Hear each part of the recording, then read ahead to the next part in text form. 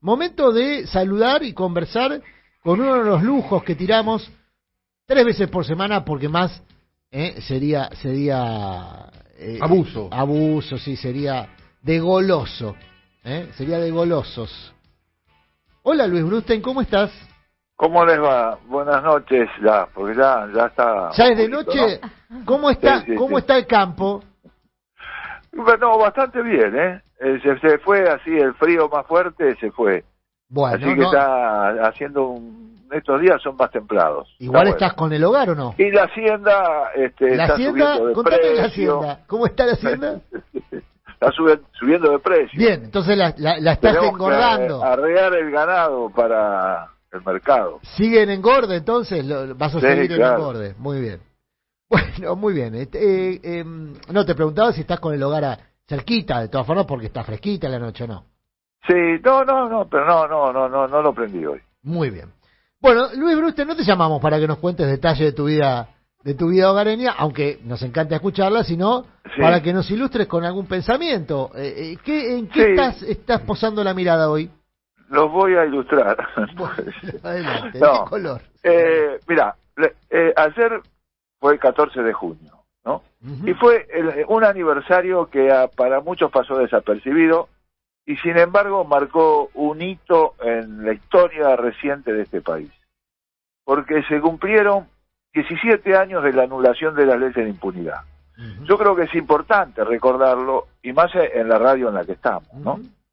Es importante recordar que hace 17 años hubo un presidente que recogió el reclamo del movimiento de derechos humanos, se lo puso al hombro, enfrentó la resistencia que tenía incluso entre el bloque mismo de diputados peronistas que respondían a Eduardo Duhalde, y obligó a todo el mundo a que vote la ley que había presentado una diputada de izquierda.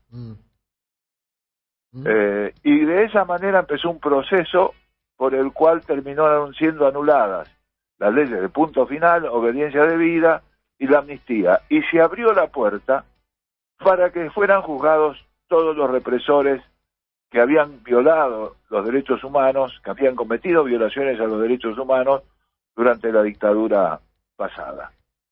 Es un día importante, es una fecha para recordar, porque tenemos que tener en cuenta cómo marcó esa historia, cómo nos ha marcado como sociedad, ¿no? Y pensar que prácticamente la dictadura se fue a fines del 83 y recién esa puerta se pudo abrir en forma definitiva 20 años después, ¿no? Es muy sintomático y los argentinos tenemos que reconocerlo, como tenemos que reconocer que durante la dictadura hubo un sector de la sociedad que fue cómplice de los militares, un sector civil que fue cómplice, hubo un sector de la curia también que fue cómplice, y un sector empresario que fue cómplice.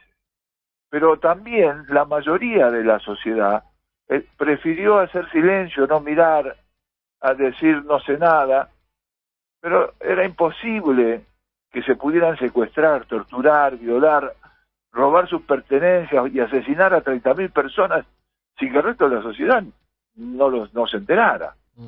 Pero es cierto también que esa mayoría eligió el silencio impuesto por el terror de Estado, impuesto a rajatabla por los militares. Yo creo que los primeros juicios que fueron con la llegada de la democracia, una puerta que abrió el presidente Raúl Alfonsín, era porque era imposible que una sociedad que arrastrara ese fantasma de su propio ser, de su propio cuerpo, pudiera o estuviera en condiciones de construir una convivencia democrática genuina. Es decir, eran fantasmas que había que superar, había que sacarlos del placar, ponerlos a la luz del día y juzgarlos. De otra manera, era imposible que los argentinos pudiéramos avanzar o mirar hacia el futuro. Por esa razón comenzaron los primeros juicios, creo yo, Y aquí habría que hacer un pequeño punto de qué significa delitos de lesa humanidad, porque estas violaciones tan terribles que se cometieron fueron cometidas desde el Estado, y en ese sentido son delitos de lesa humanidad. Y como son delitos de lesa humanidad, eso quiere decir también que no prescriben. Y no prescriben no porque tengan un favoritismo o porque sean diferentes a otros en la calidad o en lo terrible, sino porque se supone que cuando son cometidos desde el Estado, mientras el Estado no cambia o no se transforma, nunca van a poder ser juzgados esos delincuentes. Entonces era necesario que esos delitos cometidos desde el Estado en un determinado momento no prescribieran para que pudieran ser juzgados más adelante cuando el Estado estuviera en condiciones. La no prescripción y el carácter de delitos de lesa humanidad tiene que ver con la gravedad, pero tiene que ver más con esta necesidad de ampliar los plazos de prescripción para que pudieran ser juzgados, ¿no? Esto lo digo porque también el Estado tampoco nunca es blanco o negro. El Estado, sobre todo en nuestros países que vienen de transiciones muy difíciles, de dictaduras, de épocas de muchos años de dictaduras militares o democracias tuteladas, hacia formas democráticas más genuinas, más verdaderas.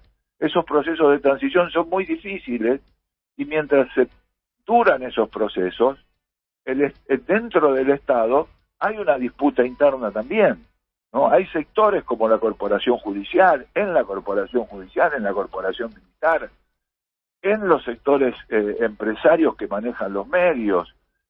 Hay una cantidad de cuestiones que arrastran esa complicidad con los viejos represores.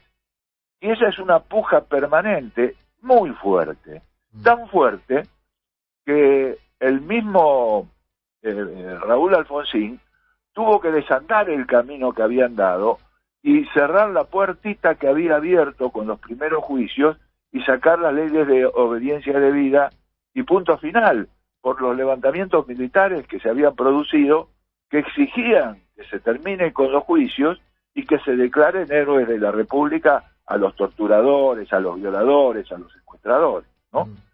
Y yo creo que eso es importante marcarlo para ver, por lo menos para ver que el Estado no solamente depende de quién lo gobierna, sí depende de la voluntad política que tenga el que gobierna, pero el que gobierna necesita esa voluntad política porque dentro del Estado sigue habiendo sectores recalcitrantes que siguen manteniendo esa idea de respaldo a los viejos represores. ¿A dónde voy con esto? Porque nosotros llegamos al 14 de junio con este aniversario y decimos recién después de 20 años se pudieron juzgar estos delitos y estos delincuentes empezaron a acudir a presentarse en los tribunales. Pero llegamos a este aniversario y llegaron a condenarse en este proceso más de 1058, 1100 represores.